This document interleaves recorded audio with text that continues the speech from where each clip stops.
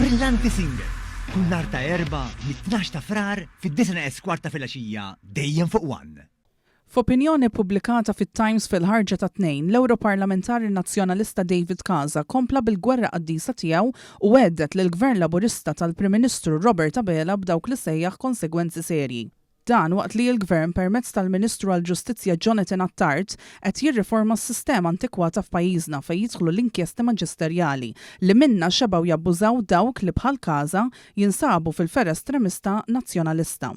Fil-kitba tiegħu Casa qal li l-Gvern Laburista qed iżarma kompletament is-saltna tad dritt fil-pajjiż, anke jekk kienu persuni mill-istess sfera tiegħu bħal Jason Azzopardi, l-avukat tal-Għaqda Repubblika, li fl-aħħar żmien inqabad jabbuża mill-proċess ġudizzjarju biex jattakka persuni innoċenti bla ebda provi f'idejh biex ukoll spiċċa jammetti li kien gideb.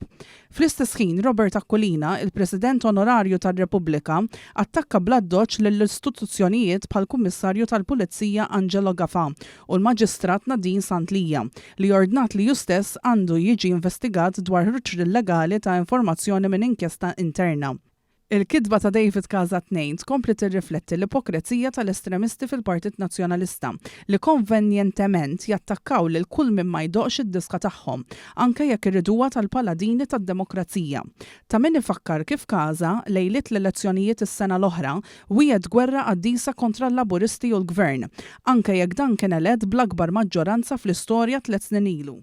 Fil-Parlament Ewropew se nagħmel ħilti kollha gwerra qaddisa biex nara illi dawn in-nies posthom ma jkunx Kastilja. Jiena se nagħmel gwerra kontra tagħhom blodda kollha li qatt mhu sajt sissa u jekk Alla jrid intajlu anke lilhom issa 15 ta' snin oħra.